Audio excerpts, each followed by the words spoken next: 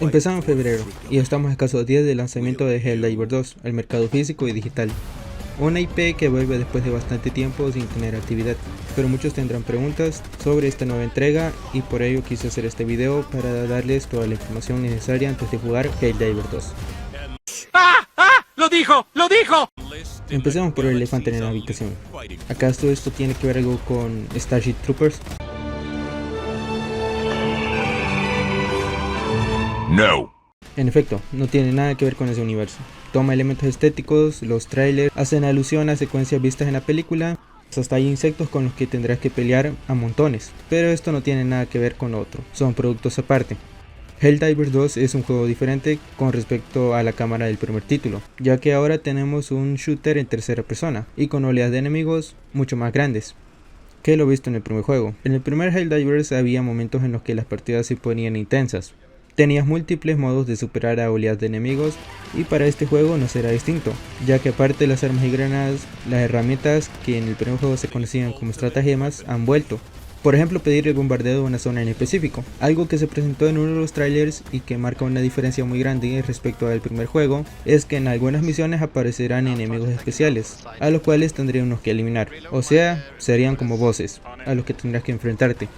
Habrán diferentes misiones con las cuales podrás acceder a distintos planetas, pero esto es totalmente multiplayer. Hay misiones que dan un lore sobre el universo en el que se encuentran, así como al completar o fallar estas misiones, este lore puede ir cambiando. Respecto a esto, no hay una historia como tal, no tienes un hilo argumental y tampoco de personaje. A diferencia de otros juegos de PlayStation, este juego no tiene un enfoque en una campaña en solitario, es más lore y con un enfoque al multiplayer.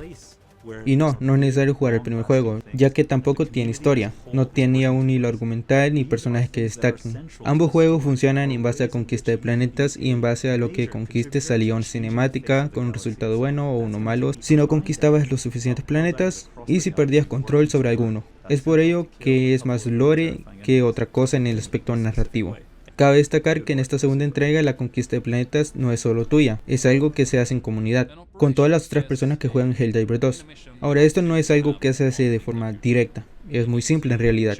Solo eliges una misión, la completas y listo, eso fue todo, contribuiste al progreso comunitario. Pero claro, ese no es el único tipo de progreso que tienes, ya que tu personaje sí tiene un progreso en solitario que será solo tuyo.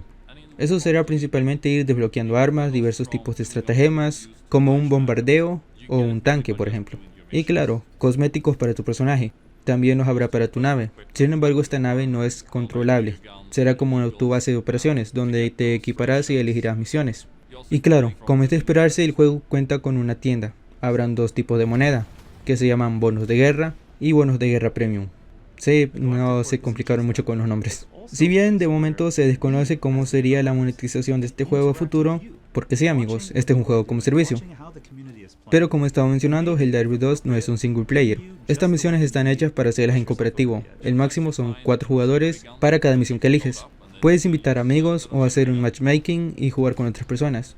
Y claro, en PlayStation 5 necesitarás PlayStation Plus y estar conectado a internet para jugar multijugador, como todos los juegos multijugador. Bueno, casi todos.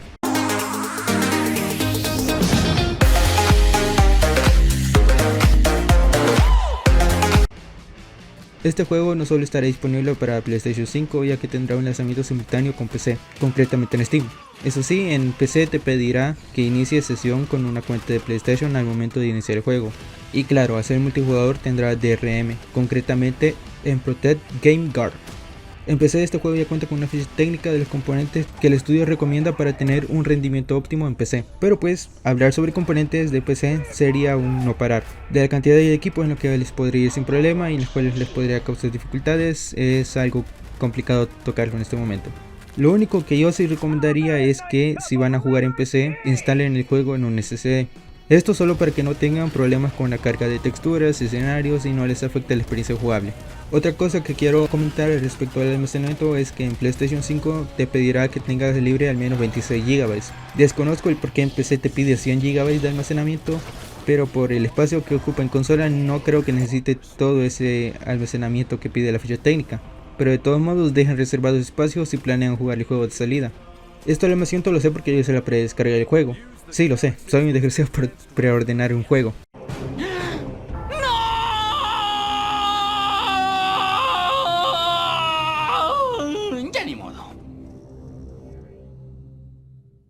Dicho esto, la predescarga de este juego está disponible para PlayStation 5 desde el 1 de febrero, lo mismo para PC. Pero eso no es todo sobre PC, ya que además de poder usar el teclado y mouse, podrás jugar en PC con el control DualSense y con la función de los gatillos adaptativos, que también están disponibles para PlayStation 5, si tú quieres.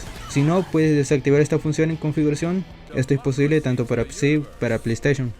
Y bueno, igual si no quieres esas funciones, puedes seguir usando el teclado y el mouse u otro control, como lo puede ser el de Xbox o el de PlayStation 4.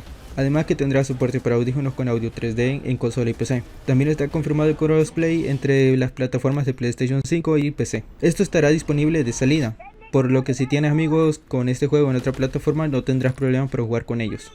Otra cosa a destacar es que el juego tendrá trofeos en PlayStation y también tendrá los logros de Steam. Así que si quieres trofeos o logros, no te preocupes, los tendrás.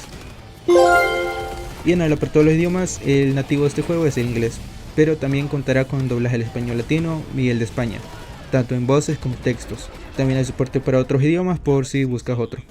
De momento el juego cuenta con 2 ediciones. Una solo te da el juego base y la otra te da diversos cosméticos para tu personaje, y ambas ediciones podrán jugarse a partir del 8 de febrero de 2024.